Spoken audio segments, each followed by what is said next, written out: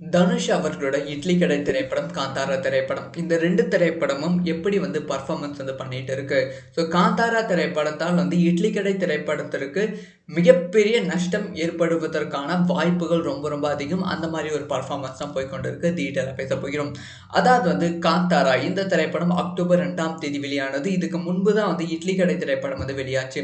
இந்த இட்லி கடை திரைப்படத்துக்கு ஒரு பெரிய எதிர்பார்ப்பு இருந்துச்சு. ஒரு பெரிய பேன் இண்டியா சக்ஸஸா இந்த திரைப்படத்த ஆக்கணும் அப்படிங்கிற விஷயத்துல படக்குழு ரொம்ப தெளிவா இருந்துச்சு. ஏன்னா ப்ராப்பரா தான் பண்ணிட்டு இருந்தாங்க. ப்ராப்பரான ப்ரமோஷன் எல்லாமே இருந்துச்சு.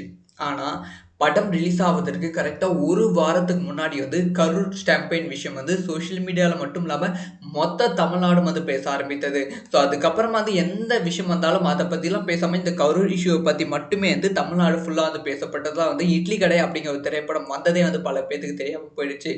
அதுக்கப்புறமா இட்லி கடை திரைப்படத்துக்கு கொஞ்சம் கொஞ்சமா பாசிட்டிவான விமர்சனம் ஒரு சின்ன பூஸ்ட் ஆரம்பிக்க ஆரம்பித்தது. அதுக்கு நடுவுல காத்தார வெளியாகி அத கம்ப்ளீட்டா உடைத்து விட்டது.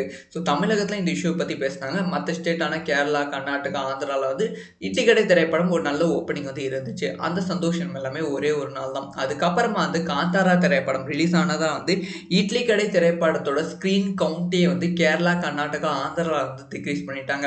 ஸோ அந்த இடத்துல மட்டும் இல்லாம தமிழகத்திலும் காந்தாரா திரைப்படம் அக்டோபர் 3ஆம் தேதிக்கு அப்புறமா, அக்டோபர் 2ஆம் தேதி கூட இல்ல, அக்டோபர் 3ஆம் தேதிக்கு அப்புறமா ஒரு பெரிய பாசிட்டிவான விமர்சனம் வர ஆரம்பித்தது. சொல்லப்போனா இட்லி கடை திரைப்படத்தோட தமிழக வசூல விட காந்தாரா திரைப்படத்தோட தமிழக வசூல் அதிகரிக்க ஆரம்பித்தது.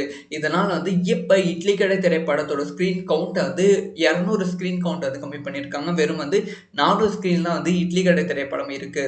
500 ஸ்கிரீன்ஸ்க்கு மேல காந்தாரா திரைப்படம் இருப்பதால் இட்லி கடை திரைப்படத்தோட வசூல் கம்ப்ளீட்டா ட்ராப் ஆக போகிறது. படக்குழுவும் செம அப்செட்ல இருக்காங்க.